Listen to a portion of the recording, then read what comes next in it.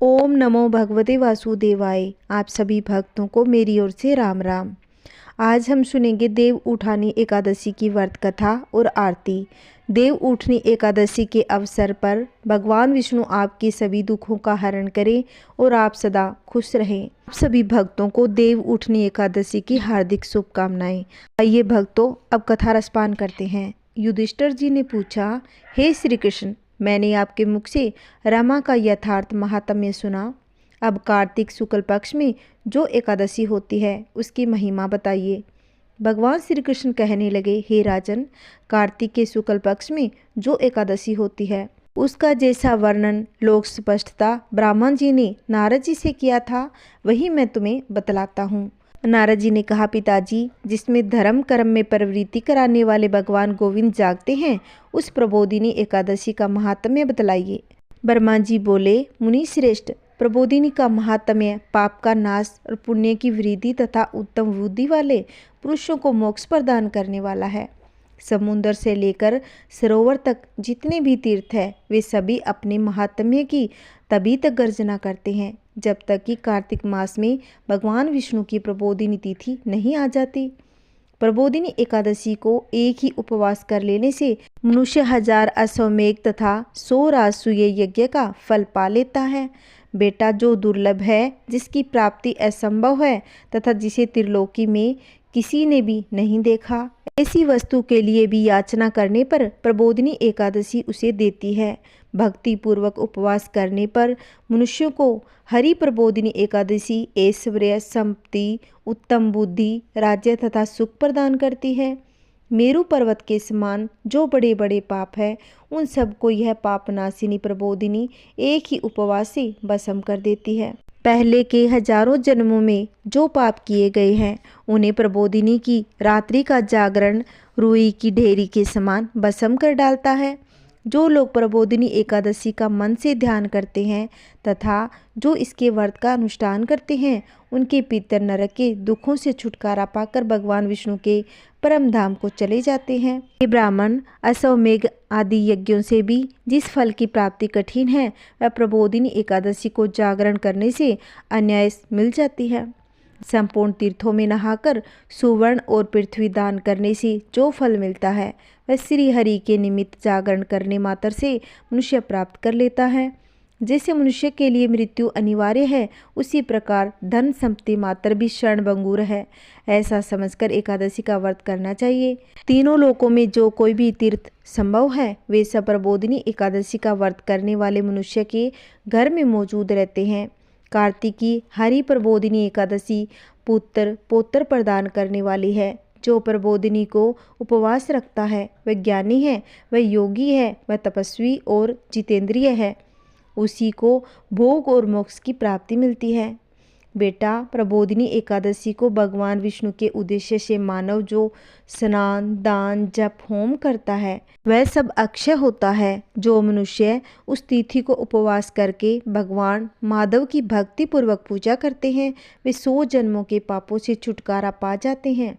इस व्रत के द्वारा देवेश्वर जनार्दन को संतुष्ट करके मनुष्य संपूर्ण दिशाओं को अपने तेज से प्रकाशित करता हुआ श्री हरि के बैकुंठ धाम को जाता है।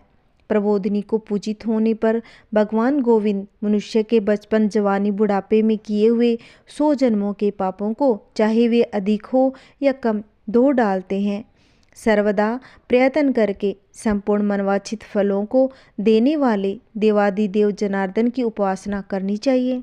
बेटा नारद, जो भगवान विष्णु के भजन में तत्पर होकर कार्तिक में प्राय अन्न का त्याग करता है और चंद्रायण व्रत का फल पाता है वह अपने संपूर्ण पापों को जला डालता है और 10,000 यज्ञों का फल प्राप्त कर लेता है। कार्तिक मास में शास्त्रीय कथा के कहने सुनने से भगवान मधुसूदन को जैसा संतोष होता है वैसा उन्हें यज्ञ, दान अथवा जप आदि से भी नहीं होता। जो शुभ कर्म परायण पुरुष कार्तिक मास में एक या आधा श्लोक भी भगवान विष्णु की कथा बांचते हैं उन्हें 100 गोदान का फल मिल जाता है। हे महामुने, कार्तिक में भगवान केशव के सामने शास्त्र का असाध्य तथा श्रवण करना चाहिए। हे मुनि श्रेष्ठ, जो कार्तिक में कल्याण प्राप्ति के लोभ से श्री हरि का कथा का प्रबंध करता है वह अपनी 100 पीढ़ियों को तार देता है। जो मनुष्य सदा नियम पूर्वक कार्तिक मास में भगवान विष्णु की कथा सुनता है या सुनाता है, उसे शस्त्र गोदान का फल मिलता है। जो प्रबोधिनी एकादशी के दिन श्री हरि विष्णु की कथा श्रवण करता है, उसे 7 दीपों से मुक्ति और पृथ्वी दान करने का फल मिल जाता है। हे मुनि श्रेष्ठ, जो भगवान विष्णु की कथा सुनकर अपनी शक्ति के अनुसार कथावाचक की पूजा करते हैं, उन्हें अक्षय लोक की प्राप्ति होती है। जो पुण्य आत्मा पुरुष भगवान के समक्ष गान, नृत्य, वाद्य श्री हरि विष्णु की कथा करता है, वह तीनों लोकों के ऊपर विराजमान रहता है। मुनि श्रेष्ठ, कार्तिक की प्रबोधिनी एकादशी के दिन बहुत से फल, फूल, कपूर, अर्गजा और कुमकुम के द्वारा श्री हरि की पूजा करनी चाहिए। एकादशी आने पर धन की कंजूसी नहीं करनी चाहिए, क्योंकि उस दिन दान आदि करने से असंख्य पुण्य की प्राप्ति होती है। प्रबोधिनी को जागरण के समय शंख में जल लेकर फल और अनेक प्रकार के द्रव्यों के साथ श्री जनार्दन को अर्घ्य देना चाहिए। संपूर्ण तीर्थों में स्नान करने, सब प्रकार के दान देने से जो फल मिलता है, वही प्रबोधिनी एकादशी को अर्घ्य देने से करोड़ गुना होकर प्राप्त होता है। हे नारद, अर्घ्य के बाद भोजन, आच्छादन और दक्षिणा आदि के बाद भगवान विष्णु की प्रसन्नता के लिए गुरुजी की पूजा करनी चाहिए। जो मनुष्य उस दिन श्रीमद् भागवत की कथा सुनाता अथवा पुराण का पाठ करता है, उसे एक एक अक्षर पर कपिला दान का फल मिल जाता है। हे मुनि श्रेष्ठ, कार्तिक में जो मनुष्य अपनी शक्ति के अनुसार शास्त्र उक्त रीति से एकादशी का पालन करता है, उसकी मुक्ति अविचल है। केतकी के एक पत्ते से पूजित होने पर भगवान गरुड़ध्वज 1000 वर्ष तक अत्यंत तृप्त रहते हैं। जो अगस्त के फूलों से भगवान जनार्दन की पूजा करता है, उसके दर्शन मात्र से नरक की आग बुझ जाती है। हे वत्स, जो कार्तिक मास में भगवान जनार्दन को तुलसी के पत्तर और पुष्प अर्पण करता है, उनका जन्म भर का किया हुआ सारा पाप भस्म हो जाता है। हे मुनि, जो प्रतिदिन दर्शन, स्पर्श, ध्यान, नाम कीर्तन, सत्वन, नित्य पूजन तथा नमस्कार के द्वारा तुलसी में 9 प्रकार की भक्ति करते हैं, वे कोटि सहस्त्र युगों तक पुण्य का विस्तार करते हैं। हे नारद, सब प्रकार के फूलों और पत्तों को चढ़ाने से जो फल मिलता है, वह कार्तिक मास में तुलसी के एक पत्ते से मिल जाता है। कार्तिक आया देख प्रतिदिन नियम पूर्वक तुलसी के कोमल पत्तों से महाविष्णु श्री जनार्दन का पूजन करना चाहिए। 100 यज्ञों द्वारा देवताओं का यजन करने और अनेक प्रकार के दान देने से जो पुण्य मिलता है, कार्तिक में तुलसी दल मात्र से केशव जी की पूजा करने पर प्राप्त हो जाता है। बोली श्री हरि विष्णु भगवान की जय। यह प्रबोधिनी एकादशी की व्रत कथा सुनते हैं। एक राजा था, उसके राज्य में प्रजा बहुत ही सुखी थी। एकादशी को कोई भी अन्न न तो ग्रहण करता था, न ही बेचता था, सभी फलाहार करते थे। एक बार भगवान ने राजा की परीक्षा लेनी चाही। भगवान ने एक सुंदरी का रूप धारण किया और सड़क पर बैठ गए। तभी राजा उधर से निकला, उस सुंदरी को देख चकित रह गया। उसने पूछा, हे सुंदरी, तुम कौन हो और इस तरह यहाँ क्यों बैठी हो? वह सुंदर स्त्री बने भगवान बोले, मैं निराशिता हूँ और नगर में मेरा कोई जाना पहचाना नहीं, किससे सहायता मांगूं? राजा उसके ऊपर मोहित हो गए। वह बोला, तुम मेरे महल में चलकर मेरी रानी बनकर रहो। सुंदरी बोली, मैं तुम्हारी बात मान लूंगी, पर तुम्हें राज्य का अधिकार मुझे सौंपना होगा। राज्य पर मेरा पूर्ण अधिकार होगा, मैं जो भी बनाऊंगी तुम्हें खाना होगा। राजा उसके ऊपर रूप पर मोहित हो गया, अतः उसने उसकी सभी शर्तें स्वीकार कर ली। अगले दिन एकादशी थी। रानी ने हुक्म दिया कि बाजारों में अन्य दिनों की तरह अन्न बेचा जाए। उसने घर में मांस, मछली आदि पकवाई और परोस कर राजा के खाने के लिए कहा। यह देखकर राजा बोला, रानी, आज एकादशी है, मैं तो केवल फलाहार ही करूँगा। तब रानी ने शर्त की याद दिलाई और बोली, या तो खाना खाओ, नहीं तो मैं बड़े राजकुमार का सिर काट दूंगी। राजा ने अपनी स्थिति बड़ी रानी से कही तो बड़ी रानी बोली, महाराज, धर्म न छोड़ें, बड़े राजकुमार का सिर दे दें। पुत्र तो फिर मिल जाएगा, पर धर्म नहीं मिलेगा। इसी दौरान बड़ा राजकुमार खेलकर आया। माँ की आंखों में आंसू देखकर वह रोने का कारण पूछने लगा, तो माँ ने उसे सारी वस्तु बता दी।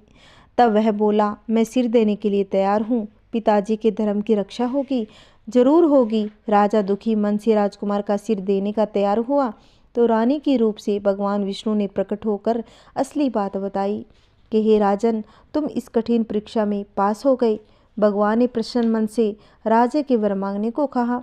राजा बोला, आपका दिया सब कुछ है, हमारा उद्धार करें। उसी समय वहाँ एक विमान उतरा। राजा ने अपना राज्य पुत्र को सौंपकर विमान में बैठकर परम धाम को चले गए। बोलिए श्री हरि विष्णु भगवान की जय। बोलिए तुलसी माता की जय। आइए भक्तों, गणेश जी की कहानी सुनते हैं। सभी व्रतों की कहानियों के साथ हमें गणेश जी की कहानी अवश्य पढ़नी या सुननी चाहिए। इससे व्रत का पूरा फल मिलता है। व्रत की कहानी के साथ ही गणेश जी की कहानी जरूर सुने। गणेश जी की कहानी आइए सुनते हैं। एक गांव में माँ बेटी रहती थी। एक दिन वह अपनी माँ से कहने लगी कि गांव के सब लोग गणेश मेला देखने जा रहे हैं, मैं भी मेला देखने जाऊंगी। माँ कहने लगी, वहाँ बहुत भीड़ होगी, कहीं गिर जाओगी तो चोट लग जाएगी, आपको मेला देखने नहीं जाना। लड़की की माँ ने बहुत कहा, पर लड़की ने एक नहीं सुनी और वह मेला देखने चल पड़ी। माँ ने जाने से पहले बेटी को 2 लड्डू दिए और 1 घंटे में पानी दिया। माँ ने कहा कि 1 लड्डू तो गणेश जी को खिला देना, थोड़ा पानी पिला देना, दूसरा लड्डू तुम खुद खा लेना और बचा पानी भी पी लेना। लड़की मेले में चली गई। मेला खत्म होने पर सभी गांववासी वापस आ गए, लेकिन लड़की वहीं पर बैठी रही। लड़की मेले में गणेश जी के पास बैठ गई और कहने लगी, 1 लड्डू और पानी गणेश जी आप तुम्हारे लिए, 1 लड्डू और बाकी बचा हुआ पानी मेरे लिए। इस तरह कहते कहते सारी रात बीत गई। गणेश जी यह देखकर सोचने लगे, अगर मैंने इसका यह लड्डू नहीं खाया, ये पानी नहीं पिया तो यह घर नहीं जाएगी। यह सोचकर गणेश जी एक लड़के का भेष बनाकर उसके सामने आ जाते हैं। 1 लड्डू लेकर खा लिया और साथ ही थोड़ा पानी पी लिया। फिर कहने लगे कि मांगो बेटी, क्या मांगती हो। लड़की मन में सोचने लगी, क्या मांगूं, अन्न मांगूं या धन मांगूं, या अपने लिए अच्छा वर मांगूं, या खेत मांगूं या महल मांगूं। वह मन में सोच ही रही थी। भगवान गणेश उसके मन की बात जान गए। वह लड़की से बोले कि तुम अपने घर जाओ और तुमने जो भी मांगा है वह सब तुम्हें मिलेगा। लड़की घर पहुंची तो माँ ने पूछा कि बेटी इतनी देर कैसे हो गई।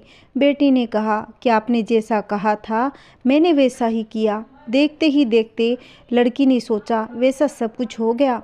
अब माँ बेटी दोनों मिलकर नित्य नियम से भगवान गणेश की पूजा पाठ करने लगी।